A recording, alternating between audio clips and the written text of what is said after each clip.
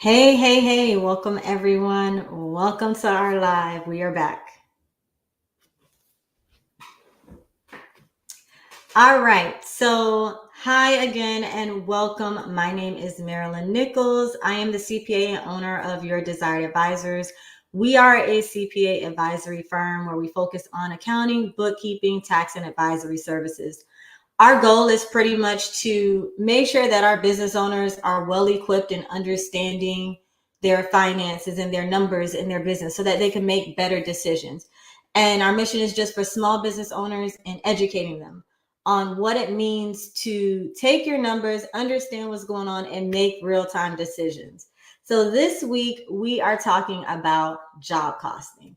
So why are we talking about job costing this time?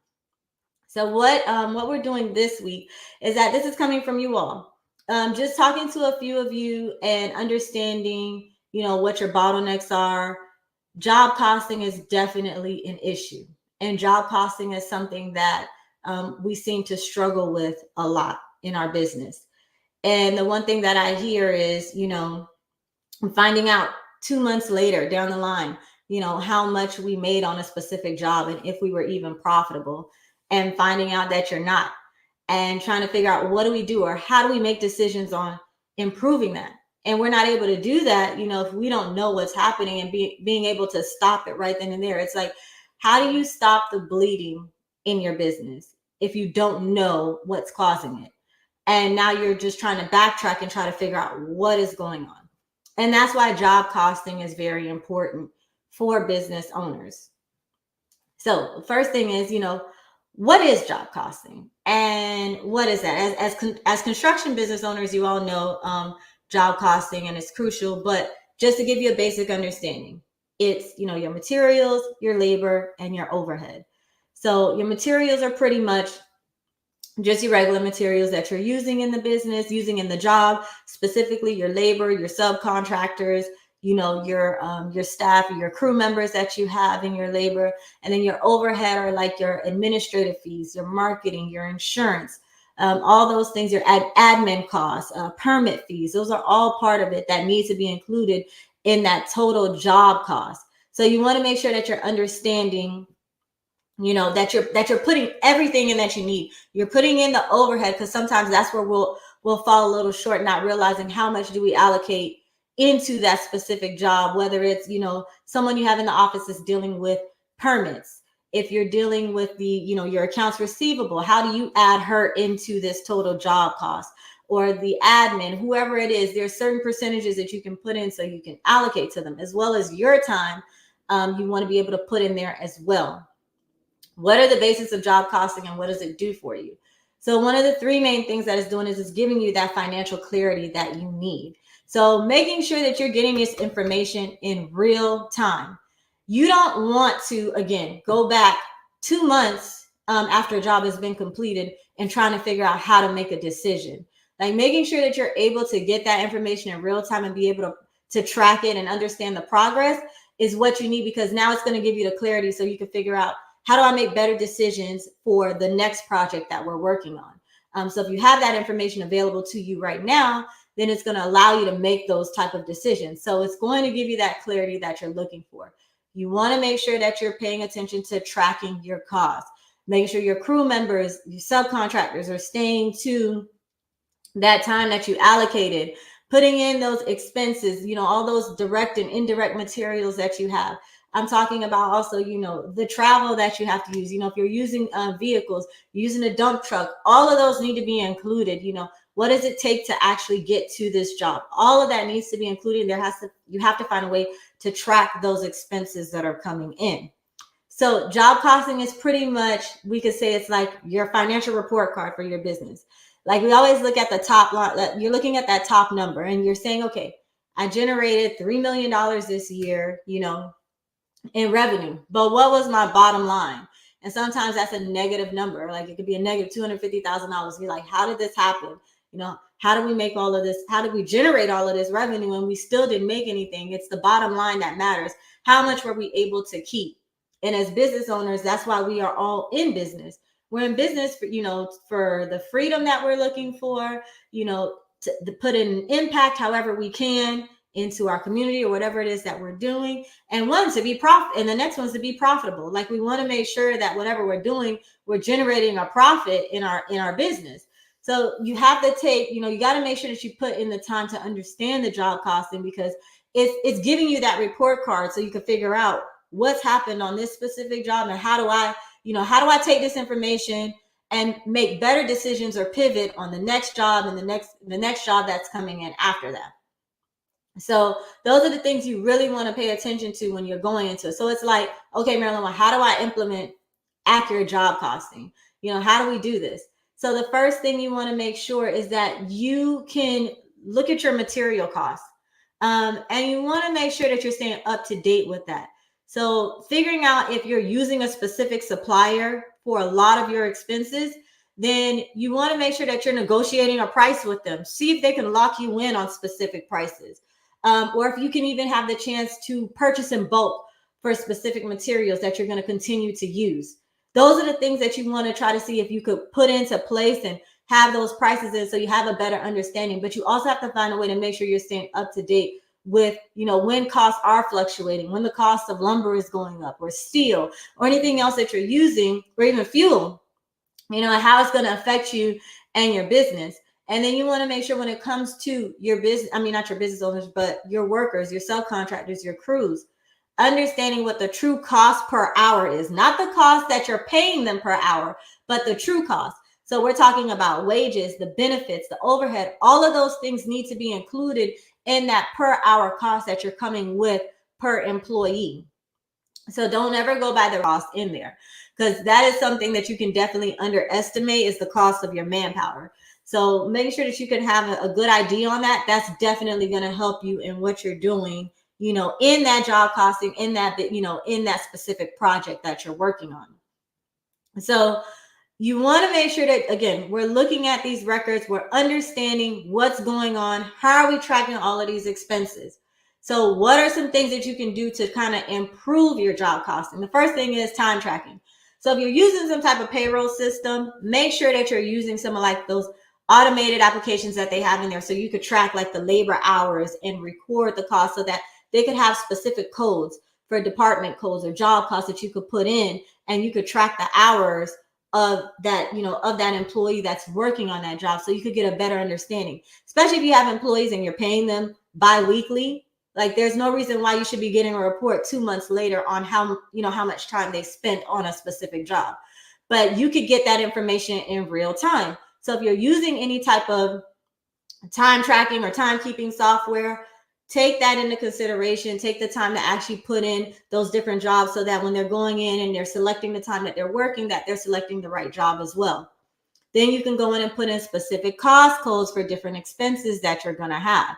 So those are things that you could start to implement and put into, the business. Change orders. So we know I haven't worked with any client that can say that they've never had to use change orders. Like change orders is part of the business. So making sure that you have a budget in there for change orders and how it's going to affect your business. How does it affect the profit that you plan on making with those change orders? And is it, do you know the timing as to when that will come in? Because we never know what's going to happen when we're actually on a site. And then making sure, again, this is like the most important part, those regular reviews. Find a way to make sure someone's staying on track with the project, finding a way to evaluate it, seeing if you're staying on budget with what's happening on the job, because that is how you're going to be able to make those decisions and see, where do I need to pivot, or what is going on, or why are we spending so much time, especially if you're dealing with the same contractor, someone that's hiring you to work on these jobs, and you're finding out that, it's not as profitable as you thought. Then that's the time that, if you have that information in front of you, you can go back and negotiate your contract to see, like, the next job, it's going to have to be a certain amount, because we're not generating anything from this. And again, making sure that you're finding a way to keep track of all of your overhead. So sometimes it's good here to, like, when you have your job descriptions, understanding what each person is doing in the business, especially like your staff that you have in-house, all your administrative staff.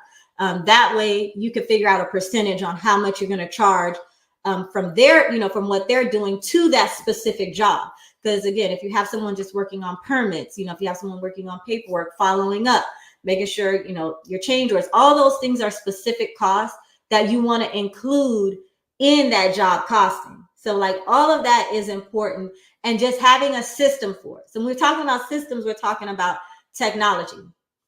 There's no reason why we still should be using paper. And I know that we all still use it here and there, but right now, like with everything being on the cloud, this is how you can make a lot of decisions. You could make decisions in real time, because now you're implementing technology in a way that's going to allow you to just make those business decisions that you need.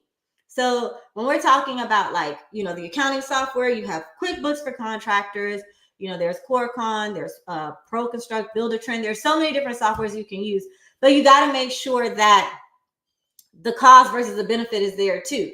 So pay attention and make sure that you're figuring out, okay, does this specific software work for my business and where we're at right now? Because we could have that like shiny object syndrome where we see something and it looks nice and we're like, yeah, we're going to go ahead and purchase. It's going to do great for our business. But then there's a huge learning curve, and now you don't even have the time to figure out how to use this system, and you're probably overpaying for it, or you didn't understand all the logistics that came with it. So take the time to really understand, what is the type of software I want to use? How easy is it for us to actually implement this into our system? That way we know we can start generating some revenue and saving some time there. Also, you want to look at the scalability. So making sure that the software that you get will grow with your business. So there's a lot of software that offers like tiered services. So you could start off small on the subscription base with them, and then you can continue to grow as your business grows. You want to make sure that with it, you can integrate too. So you want to make sure it integrates with your software. So like QuickBooks is great because QuickBooks integrates with a lot of different applications that are out there. So the more that you can integrate to all these different projects, integrate these projects, into the accounting software, that's how you can get that real-time information that you're looking for. So those are the things that you really want to make sure that you're paying attention to, so that when you're putting all this together, we're utilizing the technology, we're getting the information that we need, and we're making the decisions that we need to in our business, in like the right amount of time. Like that is the whole goal. We're doing this so we can manage our budgets effectively, because we have to make sure that we're staying on budget. And if we're not, again, what are some things that we need to do? I really don't want to pull into my line of credit. Those are the things that I don't want to do. So how do we make sure we stay on task? How do we make sure we stay on budget? Or if we need to, why did we have to pull into, why did we have to pull into the line? Why did we have to do those things? Because if we had to, then we need to figure out how do we make it better. We want to make sure that we're tracking our progress and figuring out what's going on. So we want to continue to monitor what is happening in our business, what is going on with this specific project. How do we keep things going? And of course, cash flow.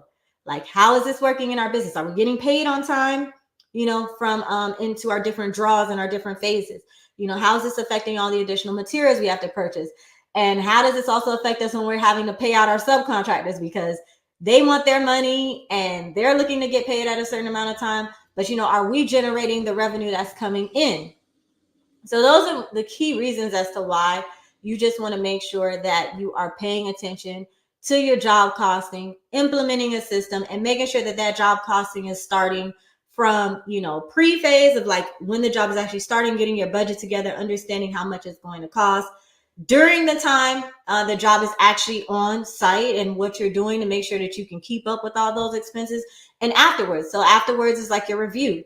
Understanding what worked, what didn't work, and what are some things we can implement into the new projects that we're working on. So that is how we're going to be able to make better decisions and in real time.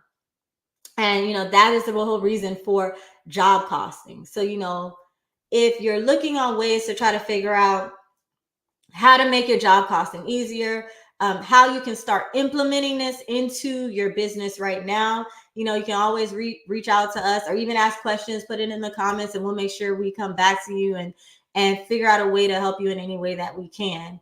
But I hope you all enjoyed this session, and we will be back here the same time next week. Let me know if this time works for you all, or if you would like us to change days, because we are looking, we're listening. So we got a few emails basically asking us if we could change our dates, and we're looking to see if we can possibly do that maybe on a Friday. So just let me know what works for you all. And, what other topics would you guys like to learn about or want to discuss? So if you have any other questions, feel free to let us know. All right, you guys, enjoy the rest of your Tuesday and take care.